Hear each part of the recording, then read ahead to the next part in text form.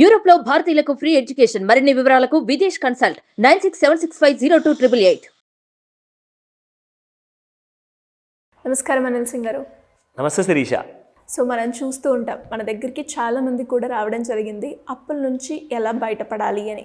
అసలు ఇలా అప్పులు చేయకుండా ఫైనాన్షియల్గా మనం స్ట్రాంగ్గా ఉండడానికి ఏమైనా మార్గం ఉందంటారా? అలా ఉండడానికి ఏమైనా జాగ్రత్తలు అంటూ పాటించాలంటారా? అన్ని ప్రాబ్లమ్స్కి ఒకటే ఒక రహస్యం అండి, అదే చిదంబర రహస్యం అని చెప్తాను నేను. ఎందుకంటే ఫస్ట్ అండ్ ఫార్మోస్ట్ ఎఫ్సి అంటే నిజంగా మన లైఫ్లో ఇది మనం జాగ్రత్తగా దీని గురించి మనం ఆలోచించుకుంటూ దీన్ని ఎన్సర్కిల్ చేసేసి గట్టిగా పెద్ద పెద్ద అక్షరాల్లో బాగా రాసుకొని మన ముందు రోజు పొద్దున్న నుంచి సాయంత్రం వరకు, అది ఆఫీసే అయినా, మీ బెడ్రూమే అయినా, మీ హాల్ అయినా, మీ ఇంట్లో ఎక్కడ పడితే అక్కడ ఇంపార్టెంట్గా బ్యూటిఫుల్ ఫ్రేమ్తో మీరు పెట్టుకున్నారనుకోండి, ఆ తప్పులు నిజంగా ఎప్పుడు చేయరు.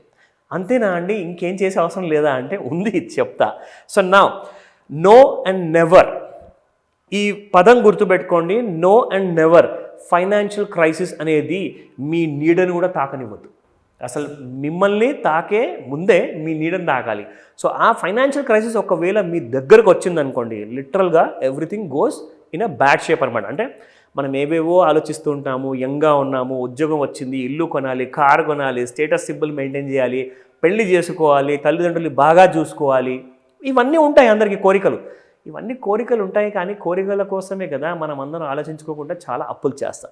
So let me tell you the secret of living financially free. మీరు ఎవరికి కూడా ఒక్క నయా పైసా కూడా మీరు బాకీ ఉండరు. ఈ టిప్స్ మీరు ఫాలో చేయండి. నౌ ఫస్ట్ అండ్ ఫార్మోస్ట్, నెలకి మీ ఇన్కమ్ ఎంతైనా ఉండనివ్వండి, ఎనీ ఎక్స్ అమౌంట్, 10,000, 1,00,000, 10 లక్షలు, అది పక్కన పెడదాం. మీ అమౌంట్ ఎంతైతే మీరు నెల ఆదాయం సంపాదిస్తున్నారో, మీరు ఫర్ ఎగ్జాంపుల్ ఒక 3,000 రూపాయలు ప్రతి నెల ఖర్చు పెడుతున్నారా, ఈఎంఐస్ కట్టుకుంటున్నారా, అది మీ సొంత లుక్అవుట్, అది మీరు చూసుకుంటారు. కానీ ఆ 3,000 కంటే దాటింది అనుకోండి, 3 నుంచి అది ఈజీగా 5కి వస్తుంది, 5కి వచ్చిందంటే 9కి వస్తుంది, 9,000 తర్వాత 10,000 కూడా దాటిపోతుంది. అలా దాటనివ్వకుండా మీరు జస్ట్ 3,000 లోపలే మీరు ఖర్చులు ఉన్నాయి అంటే దానికి 10 టైమ్స్ మీ ఇన్కమ్ ఉండాలి. ఫర్ ఎగ్జాంపుల్ మీరు 10,000 సంపాదిస్తున్నారు, 3,000 మీ ఖర్చులు ఉన్నాయి అంటే మీ ఈఎంఐస్, మీ ఖర్చులు ఇవన్నీ ఉన్నాయి, 7,000 మిగులుతున్నాయి మీకు. సో ఆ 3,000 ఖర్చుల ప్రకారం చూసుకుంటే మీకు 30,000 జీతం ఉండాలి నెలకి, 30,000 అంటే 10 టైమ్స్ ఆఫ్ యువర్ ఎక్స్పెన్సెస్ ఉండాలి. మీ ఎక్స్పెన్సెస్ ఏమైనా కావచ్చు, నేను మళ్ళీ చెప్పాను ఆ టైం. సో ఇక్కడ ఇంపార్టెంట్ పాయింట్ ఏంటంటే, ఎగ్జాంపుల్ అండి, ఇప్పుడు మనం అందరం ఎప్పుడు కూడా లైఫ్లో జాబ్స్ చేస్తాము, బిజినెస్ చేస్తాం, కానీ అప్డేట్ అవుతున్నారు మీరు? నిజంగా అవుతున్నారా లేదా అన్న విషయం మనకు తెలీదు. ఒక్కొక్కసారి అయితే కూడా ఏంటి లాభం అంటే అనుకున్నారంటే మాత్రం మీ పప్పులో కాలేస్తున్నారు. ఎందుకంటే జస్ట్ మన చేతిలో ఉన్న ఒక మొబైల్ ఫోన్ గురించే మాట్లాడుతున్నాను. ఎగ్జాంపుల్, మన ఫోను స్లో అయిపోయినప్పుడు అది అక్కడ అప్డేట్స్ అవైలబుల్ ఉన్నాయి బాబు, నాన్న అప్డేట్ చేసుకో అంటుంది. ఎందుకంటే మీకు రాబోయే ప్రాబ్లమ్స్ నుంచి మిమ్మల్ని రక్షించడానికి మాత్రమే ఉంటాయి, కానీ అలాంటి అప్డేట్స్ని మీరు ఇగ్నోర్ చేశారంటే మీరు ఇంకా వెనకబడిపోతారు. సో కాబట్టి అప్డేట్ అవ్వండి రెగ్యులర్గా. ఫైనాన్షియల్ లెక్కల్ని రూపాయితో జనాలు చూస్తే నవ్వుతారండి, మీరు రూపాయి గురించి కూడా రాసుకుంటున్నారని చెప్పేసి. ఎందుకంటే వాళ్ళు ఇవ్వలేదు కాబట్టి మీరు ఓపెన్గా చెప్పండి, ఇది నా కష్ట జీతం, ఇది నా రూపాయి, కాబట్టి నేను జాగ్రత్త వహిస్తాను. Next important point, you need to upskill your self. రెగ్యులర్గా అప్డేట్ గురించి చెప్పాను కాబట్టి you need to learn financial hacks. ఏంటి ఆ financial hacks? I tell you that. Parallel income generate చేసుకోండి. మీరు ఎంత సంపాదించినా కానీ నెలకి సరిపోదు కాబట్టి ఒక ప్యారలల్ ఇన్కమ్, దానికోసం ఏం చేయాలి? ఇప్పుడు ఫర్ ఎగ్జాంపుల్ మీరు ఒక గవర్నమెంట్ స్కూల్ టీచర్ ఉన్నారు, ఆర్ ఒక ప్రైవేట్ ఎంప్లాయీ ఉన్నారు. మీరు నేర్పిస్తున్న రెగ్యులర్ పాఠాలు కానివ్వండి, రెగ్యులర్గా చేస్తున్న వర్క్ కానివ్వండి, దానికి కూడా after office hours as a ఫ్రీలాన్సర్గా కానివ్వండి, ఆర్ యాజ్ అ ట్యూషన్ టీచర్గా కానివ్వండి, మీరు తప్పకుండా సంపాదించచ్చా? జస్ట్ ఒక గంట సేపేనండి, గంట సేపు మీరు కూర్చుంటే చాలు. మీ ఆఫీషియల్ అవర్స్ తర్వాత you will make significant amount. 10,000 దగ్గర నుంచి 10 లక్షల రూపాయల వరకు జనాలు సంపాదించుకుంటున్నారు విత్ ఫ్రీలాన్సింగ్ వల్ల. So that's one more interesting thing.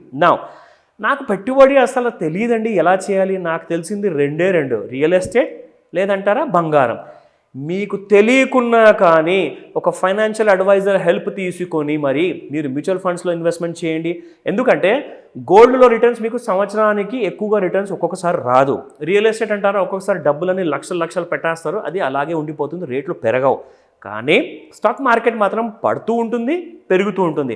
ప్రతిసారి పడినప్పుడల్లా మీరు చిన్న పెట్టుబడులు పెడుతున్నప్పుడు ఈ పడినందువల్ల ఏమవుతుందంటే, పెరిగిన తర్వాత మీకు ఇన్కమ్ అనేది 12% వచ్చే బదులు 15 to 18% ఆర్ 26% కూడా వచ్చే చాలా ఛాన్సెస్ ఉంటాయి. నిజంగా వచ్చింది కూడా ఛాన్సెసే కాదు. మీరు గూగుల్ చేశారనుకోండి, లాస్ట్ 10 ఇయర్స్లో కనీసం ఒక్కొక్క మ్యూచువల్ ఫండ్ కంపెనీ మినిమం 26% నుంచి 42% వరకు ఇచ్చారండి రిటర్న్స్. అది తథ్యం, అది నిజం. అది ఎవరు కూడా ఫిక్టీషియస్ ఫిగర్స్ ఇవ్వరు. అలాంటి ఇన్స్ట్రుమెంట్స్లో ఇన్వెస్ట్మెంట్ చేయండి. నా coming to the last but not the least, చాలా ఇంపార్టెంట్ పాయింట్ అండి. మీ డబ్బు ఒకవేళ మిగిలిన డబ్బు ప్రతి నెల మీరు సేవ్ చేసుకుంటారు. సేవ్ చేసే అంత టైం నా దగ్గర లేదండి, అది బ్యాంకులో పడుంది, ఏదో ఒక 3-4% నాకు ఇంట్రెస్ట్ వస్తుందంటే ఇక్కడ మీకు ద్రవ్యోల్బణం అనేది పెరిగిపోతుంది. That is inflation. సో ఇన్ఫ్లేషన్లో రేట్లు పెరిగినప్పుడు మీ డబ్బు ఏమవుతుంది, అది కాస్త డీకే అవుతుంది, ఎందుకంటే దాని వాల్యూ అనేది పడిపోతుంది. కాబట్టి don't let your money sleep.